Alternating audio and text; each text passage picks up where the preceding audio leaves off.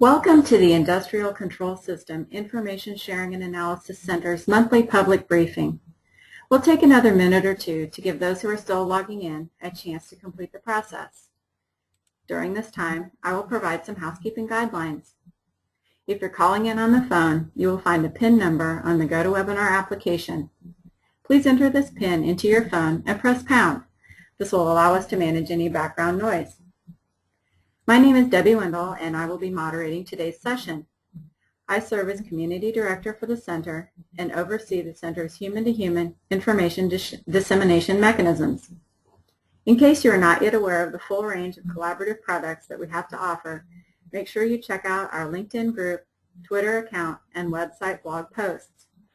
Plus, we hope that you will take full advantage of these briefings, as well as our Thursday open forum discussion sessions. Our goal is to get our members accurate, timely, and actionable information in a way that best suits their needs. Today's briefing, The Emergent Properties of Doing, features a panel of distinguished subject matter experts, including Adam Vincent, Chief Executive Officer for Cyber2, Matt Yonkman, Chief Technology Officer at Emerging Threats, John Stanford, Director and Critical Infrastructure Security Lead for PwC Power and Utilities Practice, and Michael Glover, Chief Information Officer at Prime Controls. And the discussion will be facilitated by ICS ISAC Chair Chris Blask. During today's presentation, Chris will take the first few minutes to lay some background to frame the issue.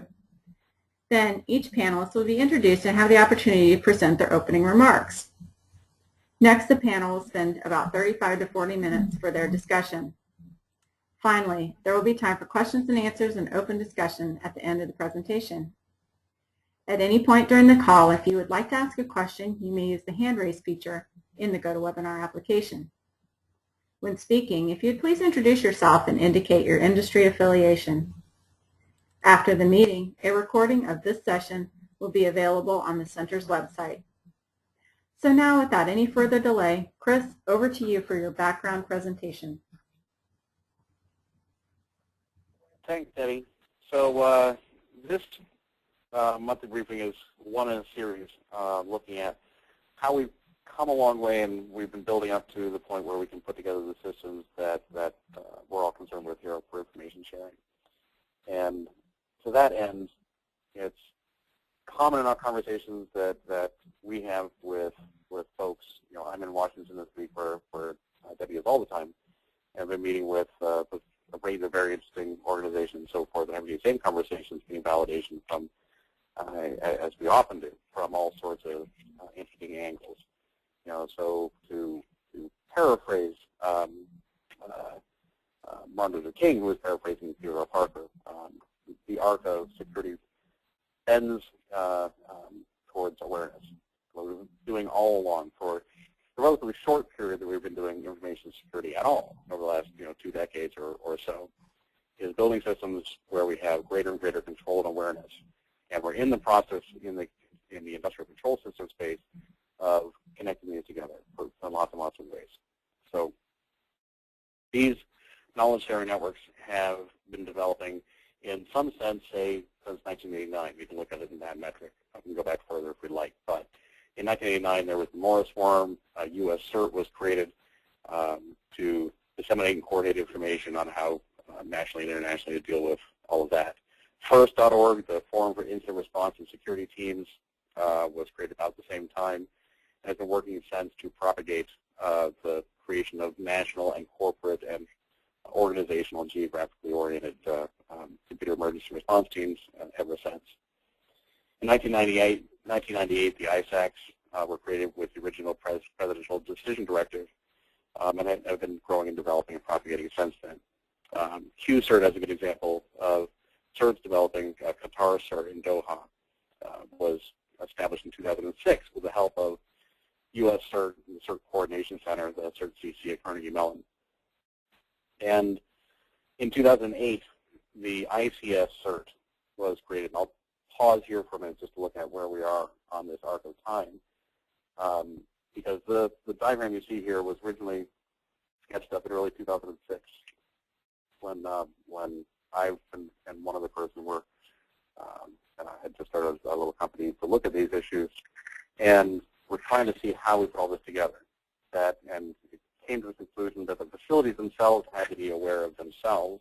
If so, there was an opportunity to leverage existing relationships with service providers, like some of the folks on the panel today, and that eventually there would arise these public and private centers.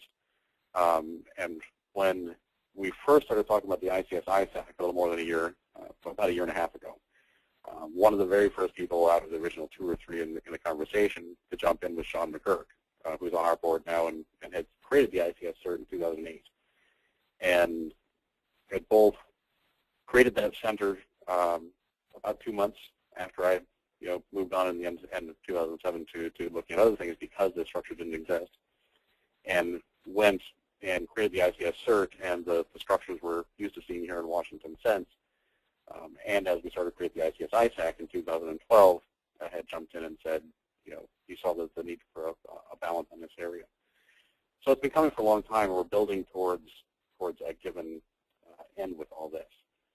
And as most of us who are on the phone now or on the line now or maybe watching this in the future are aware, we're right now in the era of the Presidential Policy Directive 21, which came out of the executive order from February of this year, and is geared for cybersecurity of critical infrastructure, is particularly focused on the cyber-physical aspects of this, so not entirely, when always talk about that, but also contains both the most sharply pointed focus on information sharing as a core function in a U.S. federal initiative, and as you dig inside it, again, which is more before I get into this conversation, but there's a focus on national situational awareness, which really is the entire topic we're talking about. So, as some of you know, and some of you watching this later on may not know, at the ISAC, we've been working to bring together organizations.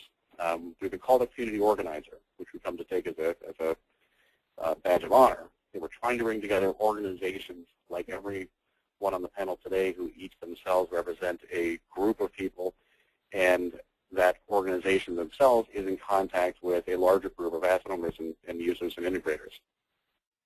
And to create various structures for sharing information.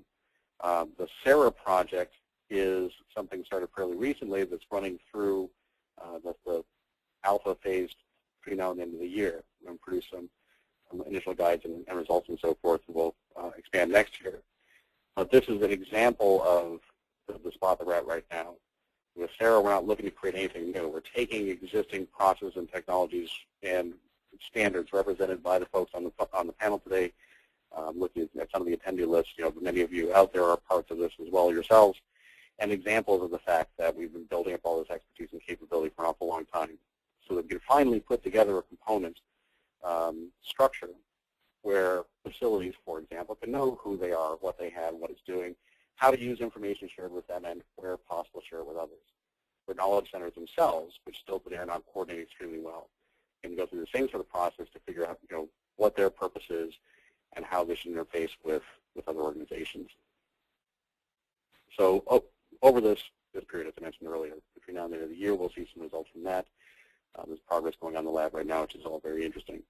And Adam Vincent from Threat Connect Cyber who's on the panel today, is an interesting component of that.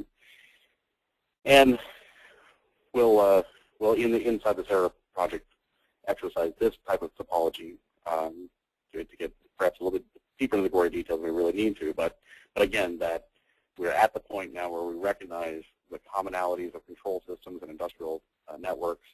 There are a lot of individual vendors who have developed the products, and integrators who have the expertise, and knowledge centers who have the infrastructure, that as we bolt these things together, we'll find that we experience the emergent properties of actually doing something.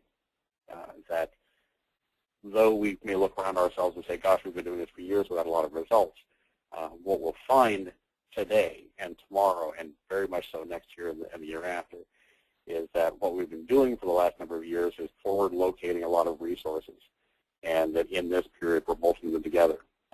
out of this is in some ways unpredictable. It'll certainly be, in my view, much more positive, much more effective than many of us think is possible. So with that little rant in place, I'd like to give the panelists a chance to throw their thoughts out. Adam has some slides. I'll pull those up as to go as well. But Debbie, if you want to take the opportunity to give folks a deeper look into who the folks are and let them each speak their piece, I will let you do that and back off. As Chief Information Officer for Prime Controls, Mike Glover brings over 15 years of information technology management and information security leadership experience to the table.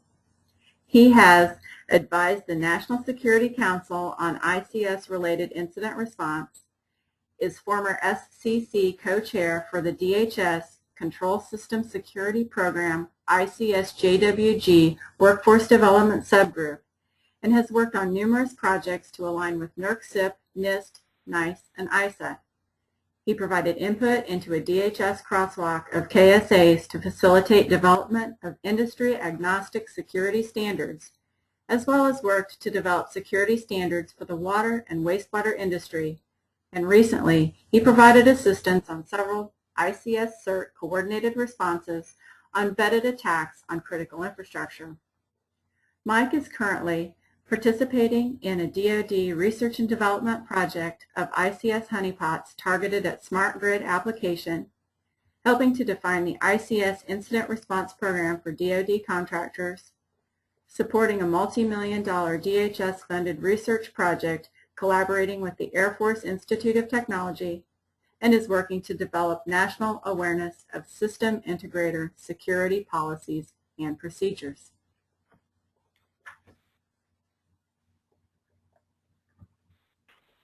So Mike, that well, Debbie, thank you for the introduction, I guess. Chris, did I talk over you? You're right. Thanks. Thanks for the introduction, Debbie. First off, I wanted to start out just saying how appreciative I am of being included in the panel. And, of course, how appreciative I am to all the work that the ICS ISAC is trying to do across the nation.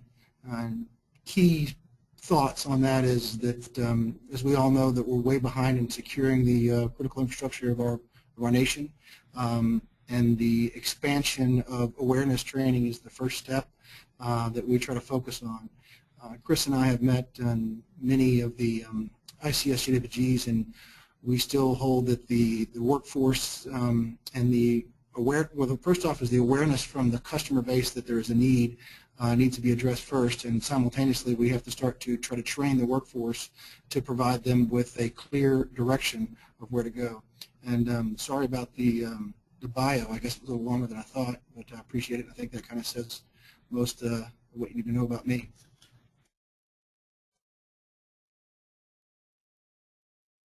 We can never know too much about you. And you have a high five from Joel Langel out there, by the way. So thanks for that intro. And just to key on that a little bit, the workforce development issues, the meeting that Debbie and I had this morning here in D.C. was with the Council on Cybersecurity. I'm going to put a plug in for them. This is a nonprofit that's putting out its hands to work on deploying controls. With a very interesting potential future value to it. And I would say that's the fact that an organization like SANS is taking something like the SANS 20 controls that most of us in the security space are familiar with, and spinning it out as a resource, as a nonprofit resource at this point in time, underlines again the fact that we're at a point on this arc that we've been building. You know, workforce development is an enormous issue. And part of the conversation this morning was to recognize that while we as security people may feel that we've really matured over the last 20 years in workforce development, we're just beginning. We've touched 0.0 of the feet in this. And just before we started this recording and the attendees on the conversation, Michael and I were discussing the fact that most people out there have never spoken to any of us. Most facility operators and owners don't know that ISACs exist at all. So we're while the arc that I drew there on that one slide shows us sort of at the end of it, we're really at the beginning, but we're at an interesting crux, a very interesting inflection point. So with that, Debbie, if you want to introduce Matt, I will fade in the background again for a moment. In 2003, Matt Yonkman started Emerging Threats, an open source community dedicated to collecting IDS signatures to combat malware attacks.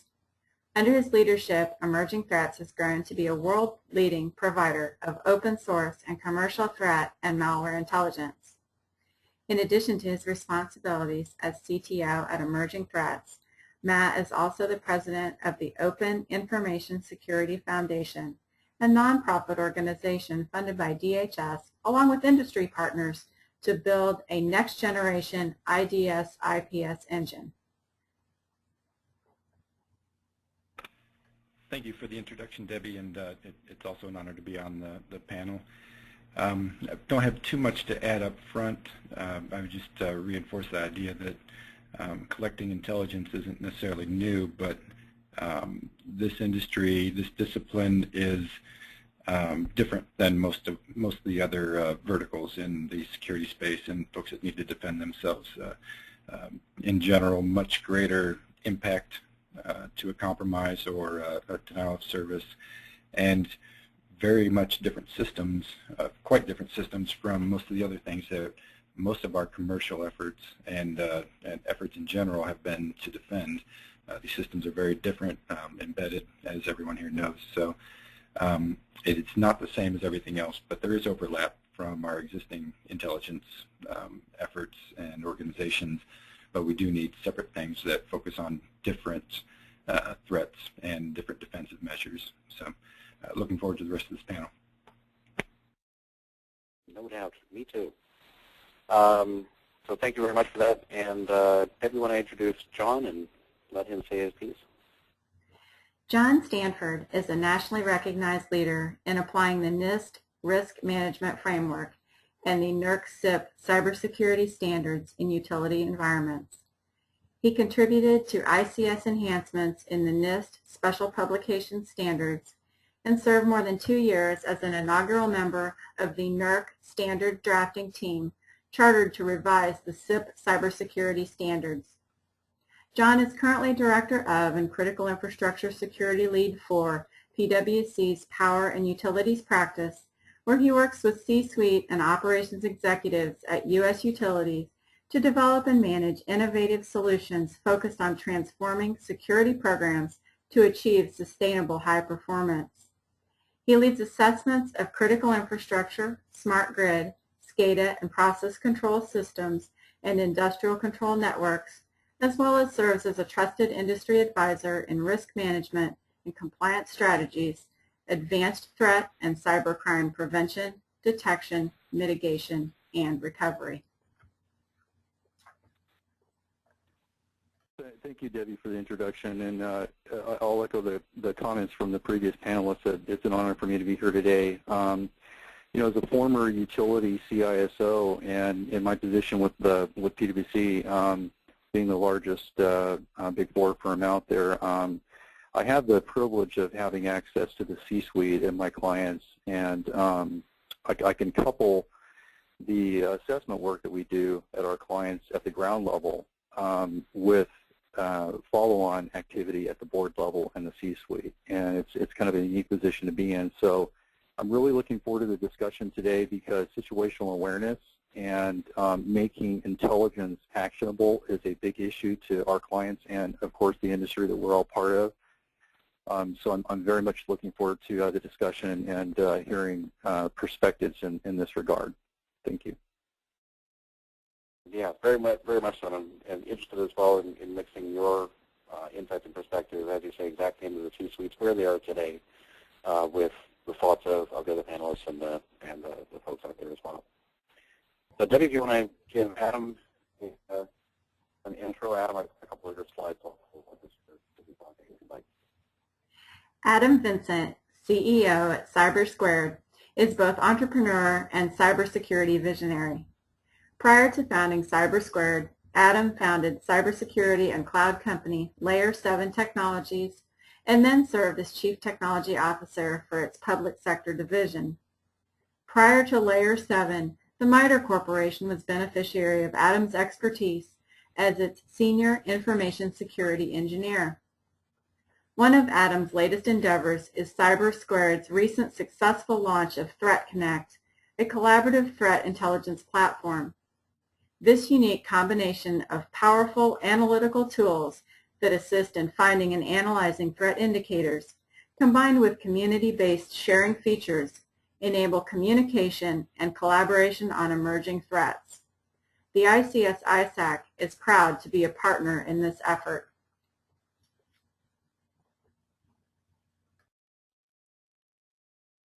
Thank you, Debbie, for the introduction. So good afternoon, everyone. My name is Adam Vincent again, and I'm the guy with slides, unfortunately, but I'll go through them very quickly. So I wanted to talk a little bit about our experience doing with Threat Connect over the last 7 months. And to give you a little background, we started Threat Connect as a way to speed up analysis, bring the community together to solve hard problems and find leadership in that community to solve the really hard problems, which it seems like is right up the alley of the ICS ISAC. Next slide. So the comments that I wanted to relay come from our experience over the last 7 months. So right around the time of RSA, we went into open pilot from 50 users in beta to over 1,000 by the time we launched on August 1st. We're now a month out from launch, a little over a month, and we're just learning a ton from the global user base that we have with over 250 organizations around the world, over 10 Fortune 100s, pretty much every industry is represented. So next slide. So what I wanted to bring up were just some lessons that we've learned in our work, and I think these will probably be highlighted by the other panelists. But one is that there's a light bulb moment occurring across the industries, one in which their people are realizing that they're not the only ones with the problem, and they're not the only ones with knowledge of how to solve that problem. Number two is teamwork is a phenomena which is new to the security industry outside of organizations on a large scale, but it's starting to happen. More and more information sharing groups and working groups are being created around specific threat actors or around specific industries. So these are all the good things. On potentially the negative side, I wanted to bring up it's not about the technology. So answers like we're building the solution for that, or I'm using a standard like Stix or Cybox or IODEF, or I'm just going to buy it from company X. These are not, even from me as a technology provider, as a software company, I'll stand in front of you all and say that the answer is not my product, it's the community in which uses my product. Number four is we've seen a lot of what we call leeching. So as communities get developed, there are those that take leadership roles in the community, and then there's everyone else that wants to partake in the benefit, but not necessarily the work.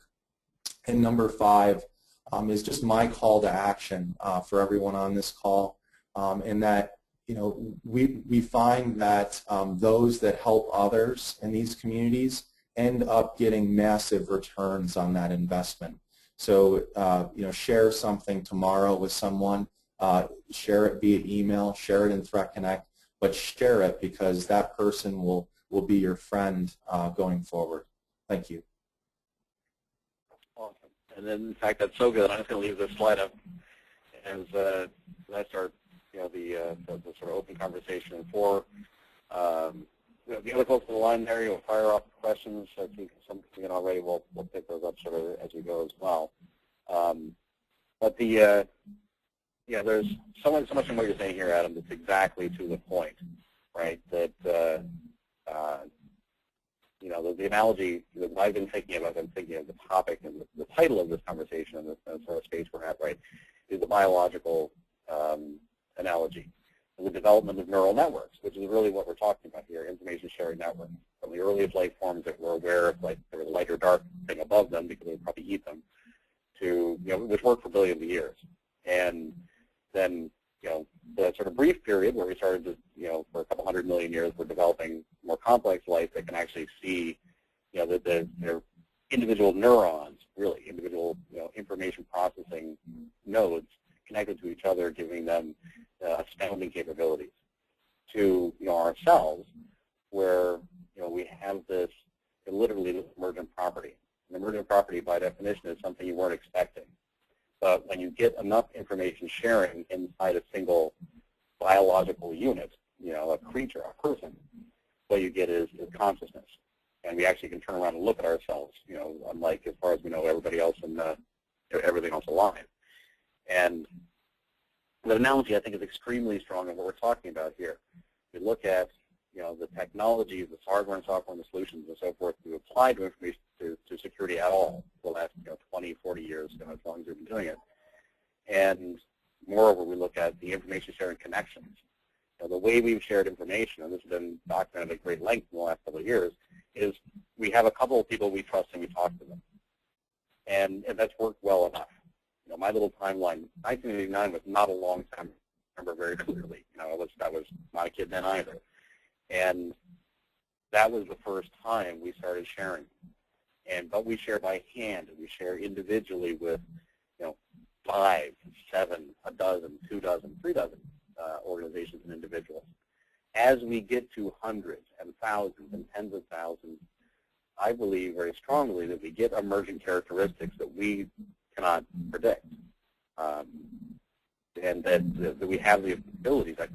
Frankly, I think we can predict some of it. I think despite the cynicism of many of the experts in our field, we'll find that it gets really hard to use any of the current methods for breaking things.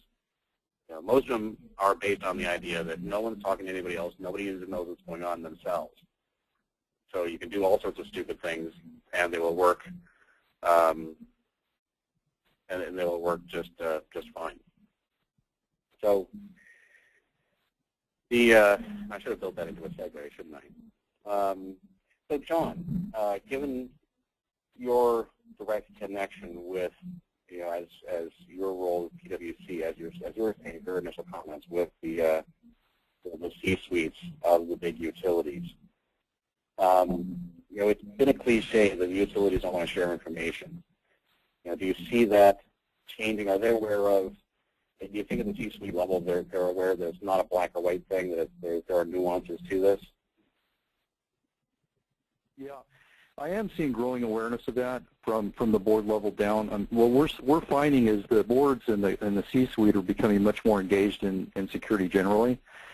The practical reality though is that when you look at folks that are are in charge of the security programs, the CISOs and the CIOs, they're still struggling, right? So there's a growing pressure from above to execute and perform and make things real and manageable, but they're struggling with in this area in terms of intelligence gathering and situational awareness. They're struggling because there's just such a wealth of information out there, and the challenge is not only to do security well and make it cost effective, but to demonstrate to those that are paying the paycheck that you're providing value and you're staying ahead of the threat curve. No utility client of mine wants to be the next poster child in the news, right? And it's a real issue because the industry is looking for solutions.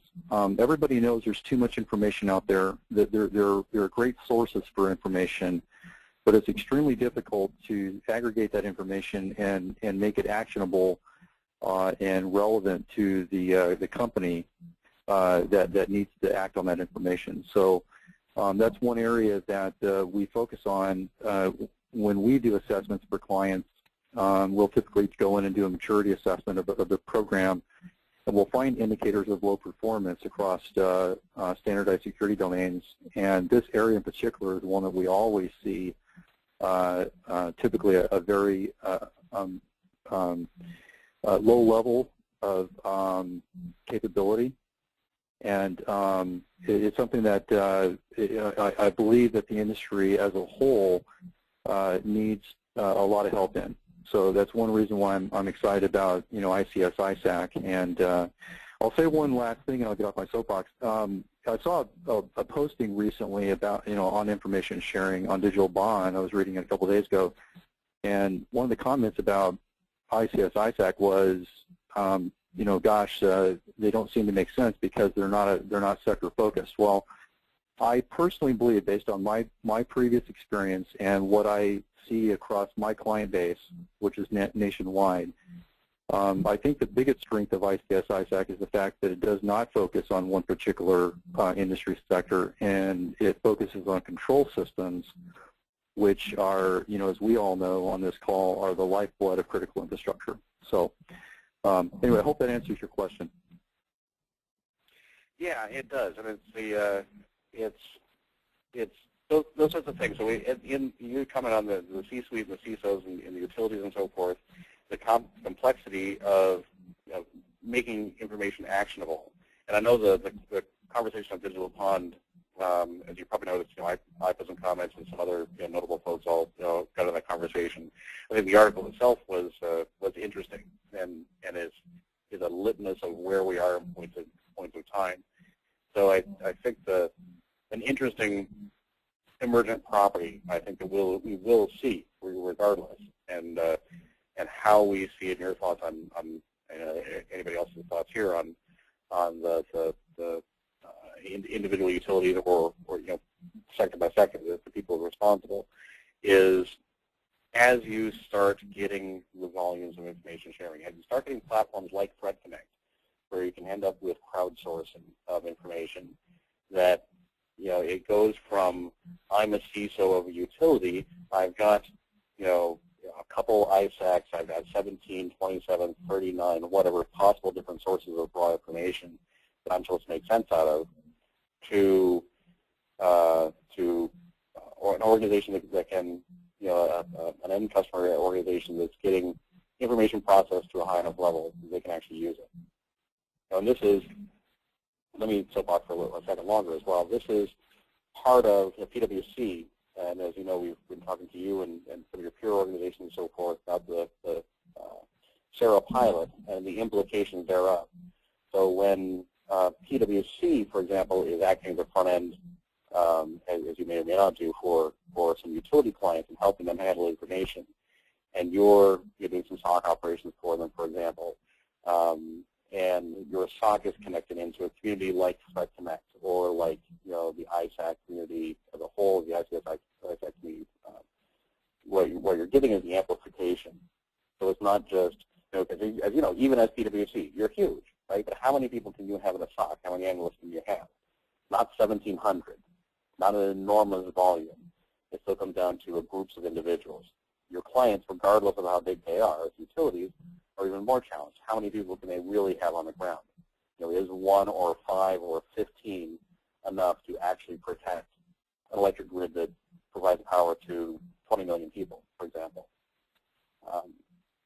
So I think one of the emergent properties of the times we're in right now is exactly that. Is we'll find that as we allow ourselves to appropriately connect ourselves to each other, that we not just multiply our 1 person or our 5 people or 15 people to be 100 or 500 or 1,500, but you get more than 100-fold return. You actually get something that's otherwise effectively impossible to do well enough for your C-suite bosses to be happy with you, to something that's actually quite effective. Yeah. So Dan, when I counsel clients, we look at sustainability and capability, right? So in this area of threat and intelligence management, what we all know happens is essentially ad hoc networks kick in. Okay. When I was in the government, I participated in, people may remember the DHS exercises, Cyberstorm 1, 2, and 3. I was a DOE controller observer for the first 2, and the third one I developed the electric sector exercise scenario. But what we basically learned from those exercises was you end up with sort of a spider web situation where you've got a many-to-many relationship created between information sources and recipients, and you end up with a lot of fingers in the pie in terms of response. So people typically get overwhelmed with information sources that are coming in. How do I make this relevant and actionable? Who's on point within their own company or within the industry? How do you find commonality across the sector, for example? So, is the industry sector being attacked specifically, or is it just something that's random, et cetera? So even within a company, you end up having ad hoc sort of informal networks kick in. So when we look at client capability, we're saying, look, this needs to be something that Ralph Longer talked about in his RIDE paper, which is basically process maturity. It's like, okay, people are people. They're always going to have informal networks. But relying on an informal network to be the primary engine for your response capability is not good enough. It's not sustainable because eventually it's going to break down. So you've got to put a level of structure and maturity on this capability that can clearly demonstrate you're positioning yourself proactively to deal with the threat space. Okay, so that's really what I look at when I look at this area among the client base that I deal with. Yep. So, Mike, as an individual who's deeply plugged into all this, and as well as working with an integrator that does has an interesting focus. Do you have thoughts or comments on where we are with all this? I know you're in Dallas and you were at the NIST Cyber Framework meeting last week, which is the last of the series in that cycle. Is it your experience that actually? Go ahead. Yeah, Chris, I actually have some concerns. I think when you look at the slide that's up, one of the things that I think is being missed is the comment about it's not about the technology. We have customers that are looking for the panacea. They want us to sell them a device that will provide them with security. They don't focus on the fact that it's people and process that provide you with security. And so the people and process side is being missed at epic levels. And so the issue is that when you, and I don't mean to throw rocks at vendors, but when vendors start to drive the direction of technology, we have a problem because vendors are out there to sell technology. And so the customers, and they have the loudest voice. And so when you get into our situation where we start to consult with the customers and we're talking about, let's start just with an assessment of your network, let's start with an incident response plan, let's start to create, to be smarter about this. And, back to the slide, you have creating teamwork. It's not about technology and the light bulb moment. Well, the light bulb moment actually kind of happens in 3 stages. First off, I don't know what I don't know, and I eventually found out that I know that's where I'm at. 2, I'm starting to learn a little bit, and then they start to head towards the vendor side and the technology side. And then I think it gets to the point where we have to get the light bulb fully on that says, the biggest problem that we have is our people and process and being able to put that in place. ISACs and those things are good areas for them to be able to gain that information, but then again, as you said before, they don't know that they're there. And as a matter of fact, that falls in that I don't know what I don't know category. I think our call to action on this is to get out there and really help our customers understand that there are people out there that are willing to help them. There are people out there that are willing to give them some good advice and get you started in the right direction. But spending money on firewalls and DMZs and those things, you're just going to find it's going to be a waste of money if you haven't taken the right steps in the first place to get there. Lastly, I think on a call to action is, challenges that we're seeing is, first off, the municipalities that I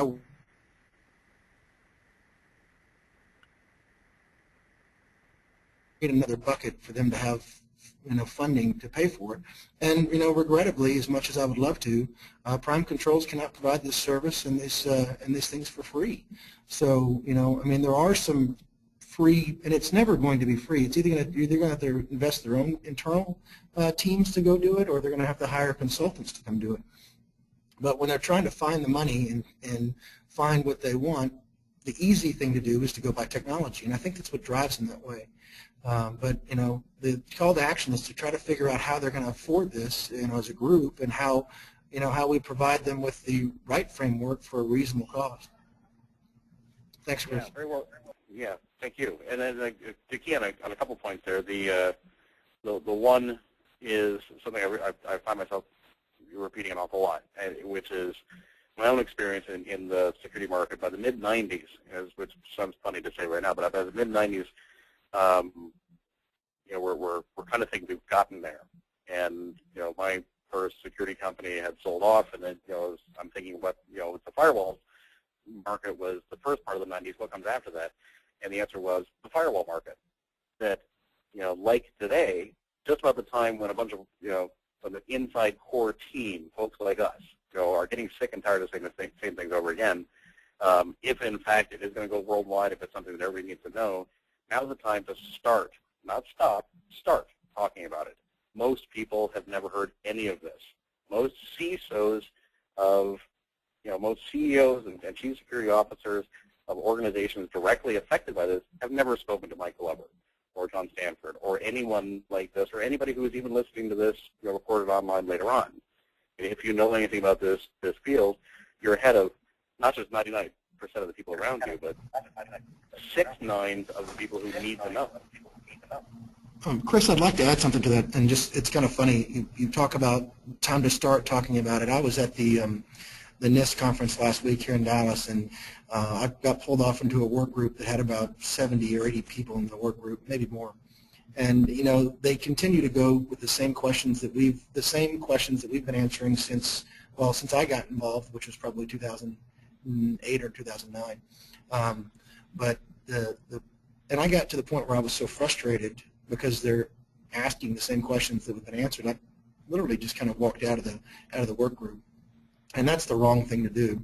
I mean, I should have been big enough as a person to stand up and say, okay, let's just start from scratch again and help everybody get back to where they need to get. But, you know, you just, again, get so tired of hearing yourself talk about the same things that it was a high degree of frustration for me. And I think that's a very good point, that we need to, you know, really kind of focus on trying to help, you know, even though we have to start from scratch at every conversation. As leaders in this industry, it's our obligation to our country and to society to do that, no matter how frustrating it is personally. You know, I think that's exactly right. And actually, it's a good segue to my second point about the maturity levels. You know, that we've been doing information security for 20 years. I mean, if you get Fred Cohen, a couple of Marcus Rakem, or with Dippy around, you can start talking about 30 or 40 years. But honestly, that's it. And it's, you know, we're not a mature industry. You know, building oil fields, or, you know, engineering cities and so forth. That's a mature industry. You know, we're still making this stuff up. And so in every direction, whenever we start to feel comfortable and smug, we're probably setting ourselves up. And personally, part of that is, you know, as individuals, you know, by definition, you know, certainly I know, you know, everybody whose name I recognize, you know, both on the panel and the attendees, you know, listening to this live, all really, really crazy, brave people. And by definition, the 700th time we say something, we're just going to drive us so crazy. But we have to, and you said it very well, it's our duty and responsibility to suck it up and say, you know, yes, I understand you're not an idiot because you don't know everything I know. And I recognize that I'm sick and tired of saying this, but I have to. I have to say this over and over again because, you know, the air gap conversation. Most people don't understand that, you know, trying to unplug yourself from the outside world is really not going to work. And, you know, the fact that we can, you know, as recently as, you know, this year, this month, you know, have arguments with really smart people with a lot of experience is just a tiny indicator of how much education we have to do. And the vendor space, I think what my third point is to make out is you're exactly right. And again, the security vendors are not mature organizations. You know, they're not like, you know, General Electric. You know, they haven't been around for a million years doing a lot of things. They're all sort of brand new, and I've spent most of my career as various vendors. So I say this as a mea culpa. You know, they don't understand how to get this done, and they'll just try to sell whatever product in front of them. And that is in their self-interest. we as the community of subject matter experts can't allow that to be the path. But at the same time, and to actually your last point, at the same time, we can't be purist scientists and say, well, people shouldn't be trying to be profitable. If they're not profitable, if time controls can't make money doing this stuff, it won't get done. If SourceFire and Tripwire and ThreatConnect and so forth can't, pay their staff, pay their bills, grow their company and so forth, selling their products and services and so forth, then they won't get done. People won't have them to be used. And hopefully, in our little ways, we can help propagate that stuff. With the Sarah project specifically, we're looking to create an open source framework. So as you said very well, anyone can do it. Most of you can't. But if you can do it all yourself. If not, there are services and there's products out there that frankly do it better, faster, cheaper, stronger with 7/24 support. We as a community have to create the opportunities for time control, and every vendor out there, Emergent and whoever, to successfully sell their products and services that make everything more secure. Hey, Chris, this is John. I'd like to add to that a little bit. Great comments.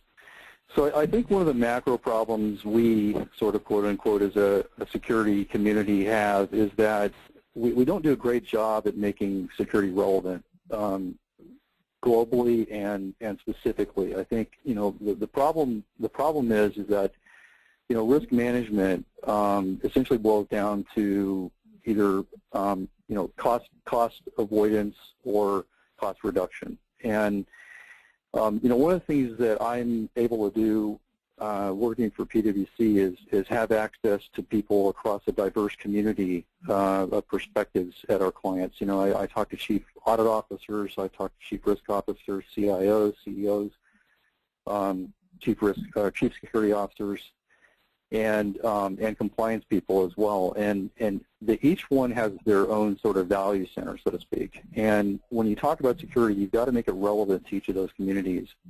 And to the board level, you've got to make security relevant to the business.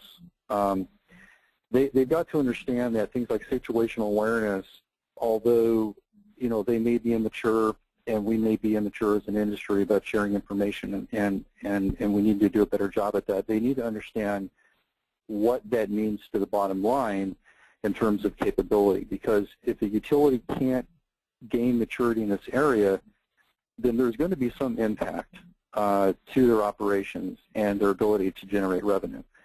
So the security community, I think we need to sort of, just to the point that some others were making earlier, get out of the box, so to speak, and stop talking about technology for technology's sake. Lift the conversation up 2 levels higher and talk about relevance to the business. And that's where you're going to start getting higher awareness. Getting back to your comment about the community that really doesn't know any of us individually and collectively sort of as an industry looks at security as this dark art inside of a box. We'll get away from that when we start elevating security, including threat intelligence and situational awareness, to a business discussion. And then creating the correlations between those capabilities and the bottom line business impact. Yeah, I couldn't agree more. This is exactly the point. I pulled up the Sarah component slide because it needs to be mapped. Security always needs to be mapped to a business need, and it should be. Despite what any of us may think about this, if there is no business need to do it, a company shouldn't do it. And maybe at that point, a government needed to step in and force them with regulations or whatnot. But businesses are supposed to be profitable. We're going to be particularly, as we are, at a given point in our careers, being vendors and being integrators and so forth, we need to be able to say that this will make you, more profitable, more competitive, and increase, your ability to continue to exist as a business. And your comment on situational awareness is, I can see myself, and I in fact have, spoken to C-suite folks like this, and particularly in industrial control systems, I think it resonates very well with these individuals. They're saying, look, if you don't know what you have and you don't know what it's doing, your ability to maintain in business, your ability to maintain profits and so forth and manage risk is highly compromised. And your competitors, doing better at this, their risks are lower, their ability to execute and compete are higher, again, you're in trouble. There are certain basic fundamentals of security, of situational awareness, that do map to business processes. And frankly, it's our job to do that mapping. One of the successes in my experience that I was involved with was in getting firewalls and VPNs selling, and it had nothing to do with security, by and large. The big selling argument for virtual private networks weren't that these will secure your remote communications, is that you can lower your costs, increase your competitiveness, lower your risk, increase your profitability. We have to, where we can't make those arguments and businesses can't find a business justification, then frankly we have to have regulation, because otherwise we can't depend on organizations doing the right thing. Exactly. So, Matt or Adam, if you want to just jump in, otherwise I'll pick on you. I hate to leave you out of this. I know you both have infinite wealth of information. Matt, you want to take a turn? Sure. Yeah, I think the discussion is good. We definitely have to figure out how to keep these communities strong and not have the leeches, as was mentioned, keep contributing members. It's something we've struggled with, and malware has been our focus for a very long time, but that same intelligence crosses boundaries. As far as we have to go past the technical side of this as well. Just the technical intelligence isn't always enough.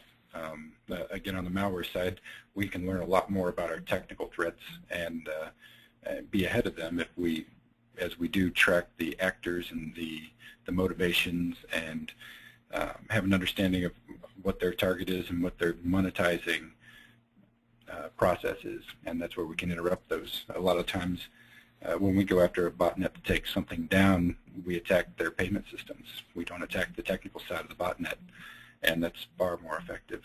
There are similar things on the ICS side, not necessarily payment systems, but we have to understand the motivation and the groups behind the research and the attacks coming, and it's generally far easier to disrupt the attack if you have an idea of the motivation and the target.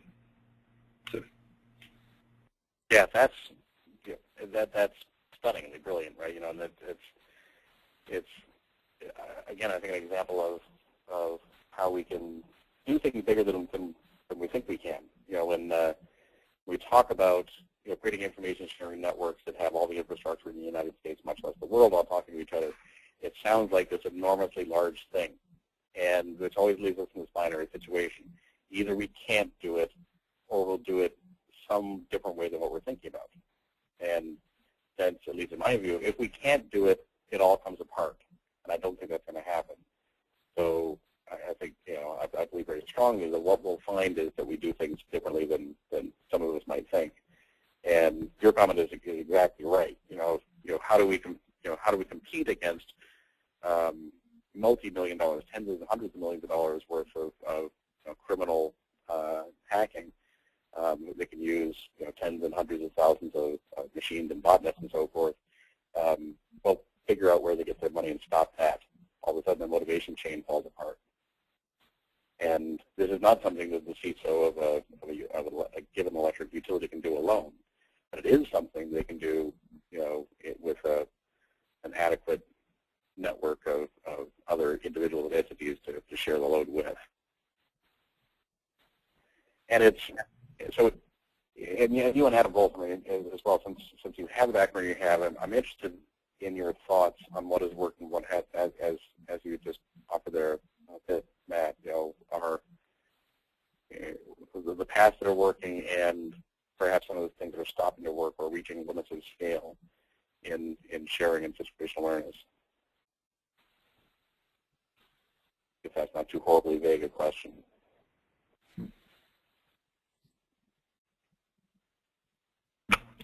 Sorry, was that one to me? I missed a bit of it.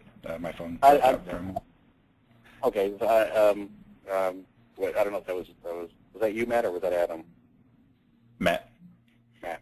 I mean, to both of you, but to sort of follow on to you though, so these networks of individuals that have helped you in the malware space identify the weaknesses in the attackers. Is it the small groups of individuals still in your world? Do you see it scaling larger? Are there either looming opportunities or impediments, to growing those capabilities?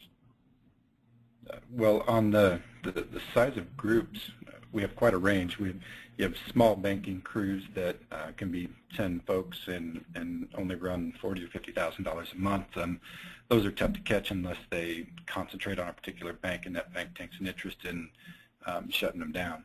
The very large crews are organized crime, and they use individual cells of technical folks to attack many banks and different layers of organizations for mules and transfer and a lot of different levels. And those are very professional organizations, and they make incredible amounts of money. Those are the ones that are tough to go after, but because of the scale and because they use a predictable organizational method, we can usually be more effective against a large group that is very effective but is predictable.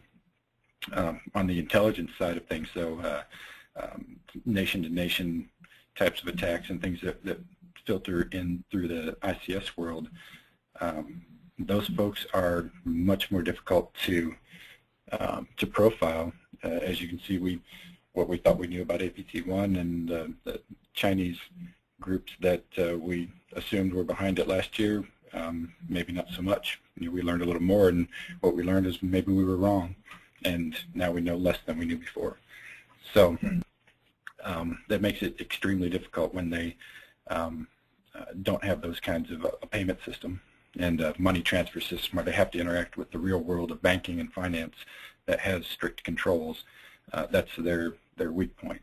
With state-to-state ICS attacks, things like that, there's not a monetary Achilles heel that we can go after. So, but they do have to have significant recon, and that's really the places we're starting to look is if we're not going to have this financial attack point, they have to recon. They have to know what they're going after, so the day they launch something significant isn't the first day they start looking around. So those are we have to take much more seriously than in other fields this reconnaissance efforts and just general network mapping, systems mapping. Those are much more significant bits of information than in other fields. Well, and the fact that the vast majority of industrial control systems wouldn't be able to tell if somebody was mapping their networks in the first place is both a concern, and I sort of wonder from your experience how you are able to even tell. Or what indicators of recon are you getting, or are you getting any? Quite a few in the organizations that are serious about this. Intrusion detection systems are very good at mapping out this reconnaissance effort, but in general it's noise data that gets filed away or aged out and deleted, and that's in the folks that we advise.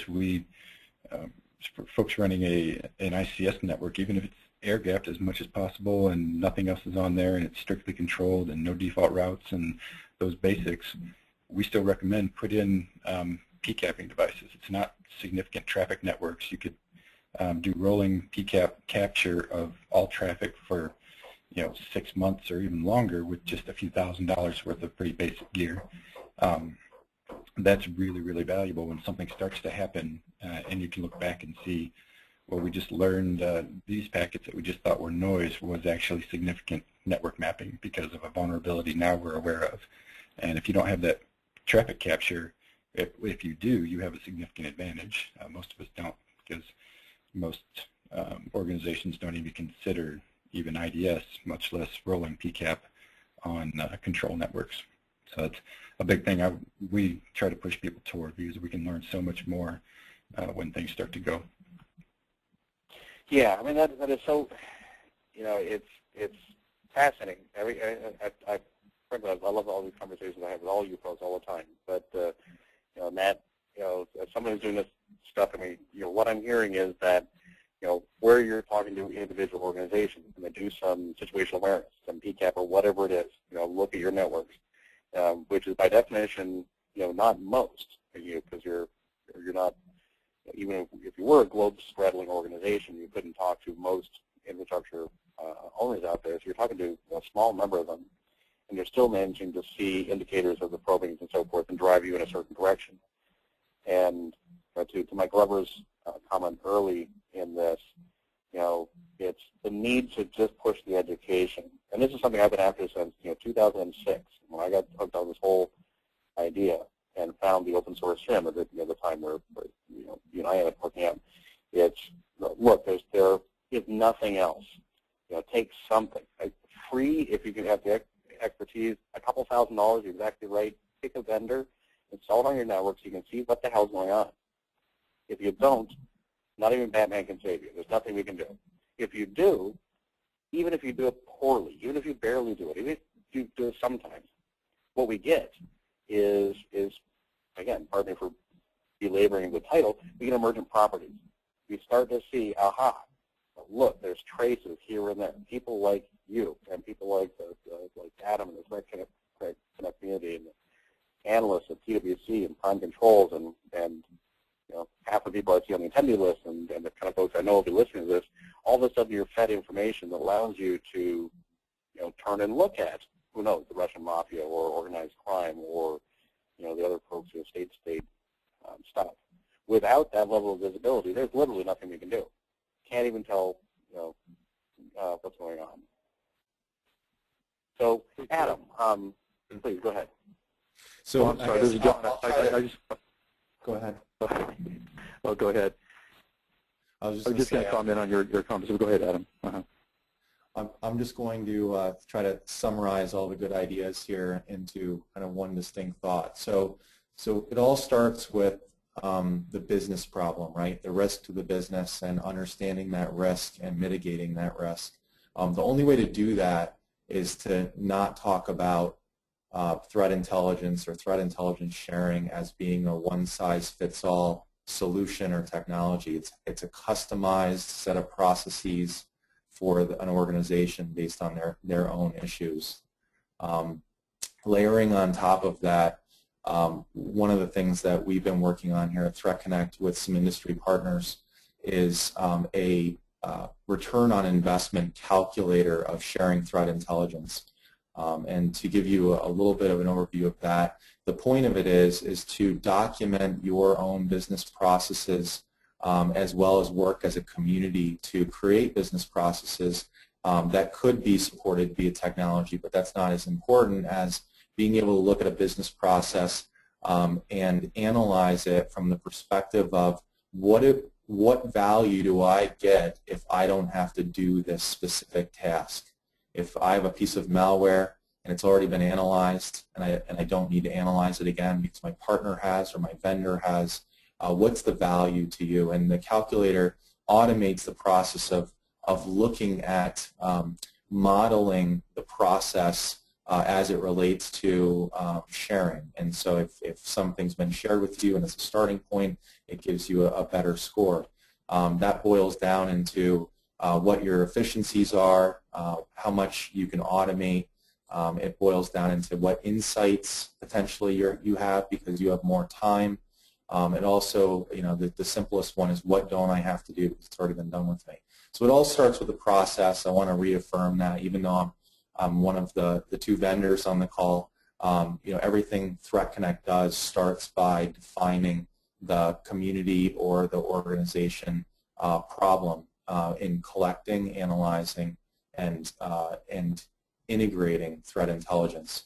And then finally, I think that there's today the biggest thing that I'd like to bring up and more as a question than anything is, really I think that this is needed, right? So this is the only solution that we have today. There is no one vendor that you can buy a product from that has all the answers. and the threat is moving too quickly to even keep up with as a single entity. So the only thing we can do is work together, but there are philosophical problems with that. So you mentioned, people need to make money, Chris, which I like to make money with the best of them. But Threat Connect, in its basic usage, when you use the community to do your analysis, is free. And the reason it's free is because we didn't want the barrier to entry to be, well, I can only share if, we didn't want people to think they had to pay in order to share with each other. We actually want people to pay when they want more privacy. And so we've looked at the problem sort of flipped, in that our revenue stream as a company comes from those that don't want to share what they know. And so the challenge that I give back to you guys is that Threat Connect gave ICS ISAC a community. Threat Connect has shared some intelligence with that community, and the challenge to the ICS ISAC community is to make that community a success and show how, as a community, you can help each other. And that's where the rubber's going to meet the road here in this whole idea. Yeah, and let me pick up on that for 1 second. I'll let John jump in as well. But so to be clear, for everybody who missed that, go to threatconnect.com, register, and then let us, the ISAC, know that you did. As Adam says, Threat Connect has been extremely generous and was created in the ICS ISAC community. And to get into this community, you will have to be a member of the ISAC. If you're not already, and there's financial burdens or whatever, let us know. We can give you a temporary membership, whatever. And in the same sort of way, in the same spirit as what Adam just said. This briefing, for example, is public, and we'll publish it on the website. We think it's in line with our mission to propagate this information to everybody, this sort of information. And again, even as a nonprofit, we have to survive as well, so we need funding to exist. We try to balance doing that and having some fees, membership fees and so forth for people to join the organization or to do other things. And I think this is one of the things I frankly always personally enjoyed about being in the security space. Partly that the folks, virtually everyone I know, maybe everybody in the industry, actually cares. And we all want to do the right thing and beat the bad guys and protect the little ladies, from having their bank accounts emptied, much less having their train rammed into somebody else's. And as well, as a professional, I believe very strongly that selling security works better when you're honest. It's just an amazing thing. I think, frankly, selling rocking chairs works better if you're honest, but that's another conversation. And so setting up structures like Threat Connect or like the ICS ISAC, where you say, look, you don't have to pay for a lot of things because we really think you just need them, is a good way for a for-profit or nonprofit to actually fund itself as well, because people are intrinsically decent and they're looking for value from people they can trust. So John, if you were going to jump in there as well and talk about the flip side of things. You want to take a minute and share your thoughts? Yeah, thanks, and I apologize for jumping in earlier. I just wanted to add a little bit to the discussion we were talking about earlier regarding the capabilities, the technological capabilities, best practice in terms of gaining situational awareness, and provide a little bit of insight from PwC's client experiences. The flip side of capability, is people, right? I mean, you've got to have the right people stood up in the right roles, doing the right things. And what we often see with our infrastructure clients is that in the operational technology world, more often than not, you don't have formally defined security roles. You've got people that are, instrumentation and control people. They're focused on safety and reliability. They're operating and maintaining control systems. And when you start talking about things like situational awareness and advanced threat detection capability and response capability, we have to keep in mind, as traditionally, where most of us are IT security people. There's a small community of us that are sort of in that the middle part of that Venn diagram between the straddle the control system world and the IT security world. We have to translate all of this to that environment. We have to make it real. We have to talk about the people and the processes they use in order to make something like situational awareness work in those environments. So to others' points, it's not just technology and putting best practice in, but we all know you've got to have the right people involved. So I think it's incumbent upon us, getting back to your earlier comment, Chris, that these people not only don't know us, but it's incumbent upon us to translate the message to an extent to the environment that's going to make us successful. And for what we're talking about, control systems, that is the OT environment. So there is a large amount of education, and we have to place a lot of focus on the actual people who will end up doing the work, because going back to those numbers you cited earlier, the numbers of utilities that are out there, the vast majority of those people that are responsible ultimately for performing security in those OT environments are not security people. So we just need to be aware of that and factor that into how we engage the community. Yeah, somebody else wants to jump in. Chris, yeah, I'd like to jump in real quick. Coming from, I'm one of those that you spoke of that cross between the IT and the IC and the OT as a system integrator. At the beginning of this call, Chris Blaskin mentioned a guy named Joel Langle, who, if he's listening, he kind of started me on my path in the ICS security world on the right path, focused on the fact that the control systems problem exists on, and this is a long conversation that I will not go into, but it can exist on the way that it kind of emerged as a technology as a whole. But back to Chris's point, if there's 100,000 utilities out there, we don't have 100,000 people that have an awareness or training or even the key knowledge, skills, and abilities to help secure this. So, and I hate to keep on my workforce soapbox, but we have to figure out a way to get more people that have similar skill sets, aware of how the ICS systems work, and aware of how to train control systems engineers and automation specialists, to get them, to where they've got a better understanding. And I think that back to your point, Jonathan, that we're going to have to utilize the information process to be able to allow people to know what they don't know. And back to Adam's concept about, we were talking about, having to make money in this. I believe, as a system integrator, that information should be free.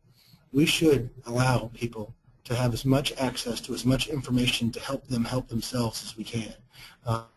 But we also, if we need to get out there and help them because they have a limited amount of skill set, that's where we need to figure out where they're going to try to find the dollars to pay for that. Thanks. Yes, absolutely. I mean, so we have to do a couple of things to your point.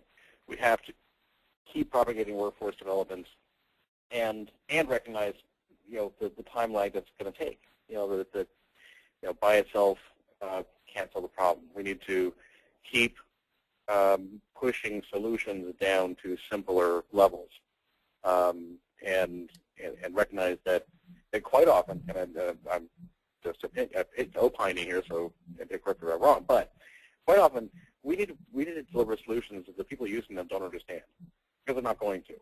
And I've heard from someone in the water space that wastewater facilities have an above average saturation rate of people with criminal records. Now, if you're an ex-con looking for a job, you might end up running a wastewater facility. Kind of makes sense. And not to pick on the intelligence of ex-cons, but they by nature they're not really good security people. And that's perhaps a cartoonish overstatement. But I shouldn't have to know how a television works to use one, and we don't. There's all of these mom test things we're all used to, right? When our mom can use a computer and email and text and so forth, we all realize that it's matured to a certain level. And our insistence that if you're going to be a secure utility, you have to be, a CISSP. That dog doesn't hunt. So we need to do all these things at the same time. We need to share information among organizations so they can know what's going on around them. We need to make solutions simple as they can use them without having to know about it. We have to dramatically increase the number of people who can know about it. There just aren't enough of this. But Chris, one more last topic on that from Mike Robert. Chris, I think that if you go back to the where do we go from here, getting more automation specialists, working with maybe even Automation Federation and some of the other organizations that are out there to drive them to the ICS, ISAC, so they can start have a position to where they can get awareness and training might be the best and the most expeditious way to make a change in the market as a whole, providing that conduit for those people. I mean, a lot of these organizations want to focus on the C-level and getting the C-levels involved, but the C-levels aren't the ones that turn the wrenches. And so I think it would be better to start with the PLC guys all the way through the HMI and those guys that can work through this system and get them directed towards your website, towards some of your information that you have. Well, yeah. John, I'd just like to quickly respond to that. I agree. I think it's twofold. At the end of the day, I think we have to do what you say is we've got to get the control system people engaged and sort of get a grassroots effort going across the industry. But I think at the same time, the C-suite is extremely important because that's where the investment's going to come from, and it comes back to the sort of value proposition piece, right? It's we've got to make this issue of security generally, but in the case of today's talk, situational awareness and information sharing relevant to the business because everybody's got limited dollars. They have to prioritize those dollars, and it's incumbent upon us to make that need resonate with the C-suite because otherwise they will not invest in it.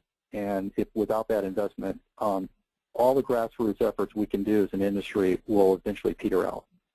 So I can speak to that because of the analysis that I've been doing on the return on investment calculator. It's easy to make the case for time savings and therefore financial savings. It's even somewhat possible to make the case of additional insight provided by sharing outside of what you know yourself.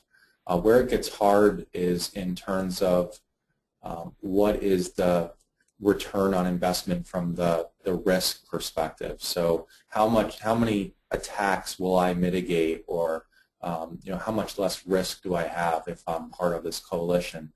And that's where, unfortunately, only trends will produce a viable answer for that. There's no way we can answer that yet.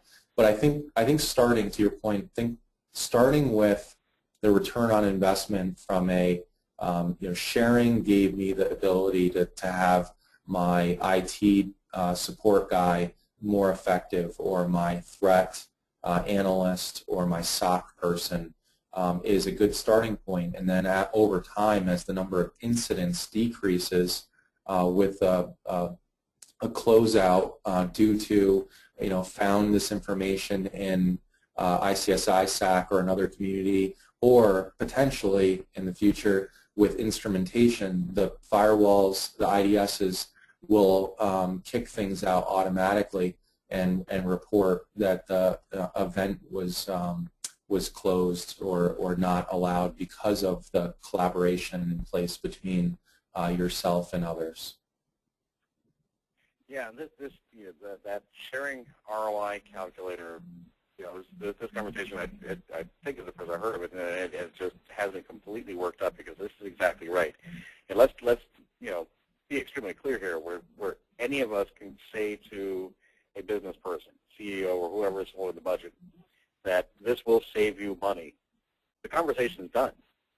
We don't have to explain that it'll make the world a better place to be and everything else. It's like, your budget will be larger because you'll spend less money. You'll save money doing this. It's a much longer conversation to convince people that they have to do it because puppies will be happier or anything else. They've got responsibilities. Help them meet those responsibilities. Business people view insurance, view security like business insurance. They don't rush out to get it. It doesn't make them excited. It's one more damn thing they have to pay for. Every chance we can get to say you will save money by, you will increase your business effectiveness by, we can save 17 hours of guilting them into it. Yeah, absolutely. And I had another great point there. I've lost some in the nods. But Jonathan, as you know, there's part of this.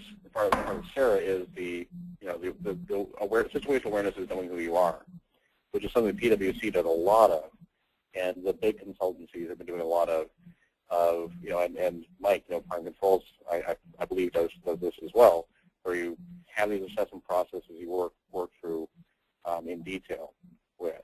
And one of the problems we've had as an industry is, while those are great, having PwC come in and spend 6 months with lots of people on the ground is very, very expensive. And however, if you're a facility and you don't have that sort of awareness of who you are, you're still your host. So our need is to, in many other ways, as in many other ways, to get these processes down to the point where even the least of us, or the least of the organizations we're after, can at least get a basic understanding.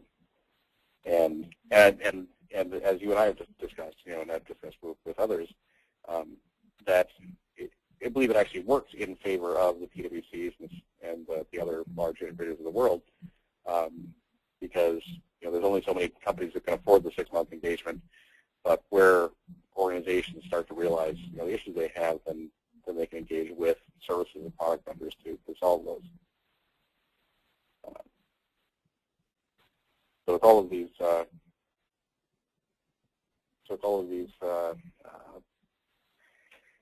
it's dealing with all these complexities. This we've been doing for a long, long time, and that's we're approaching the end here. So I'm going to sort of wrap my statements and give everybody else a chance to say a word if they would choose. But this conversation for me has been yet another validation of the fact that we really are at that emergent properties point. That we can today do things exactly the same as we couldn't 10 years ago. There wasn't groups like Adams who have, because they've been doing these things, built platforms like Threat Connect. PwC didn't have someone like John there with all that background. All of us as individuals were still at a different stage of figuring all this out. Matt and Emerging Threats Pro and IPS in general, and detection and SIGs and information sharing and hunting down the cache streams behind criminal organizations. None of this 10 years ago, most of this 5 years ago, was not in a position where we could bolt it all together and make the kind of systems that we frankly have to have 5 years from now if we're not going to have our lights turned off every 5 minutes. So it's on all of us, involved in this particular center, because all of our membership are folks, one way or another, who are involved in this and are part of this community.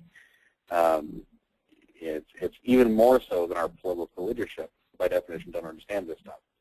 So it's on us to find ways to make this actually work and push the right buttons and make the right examples.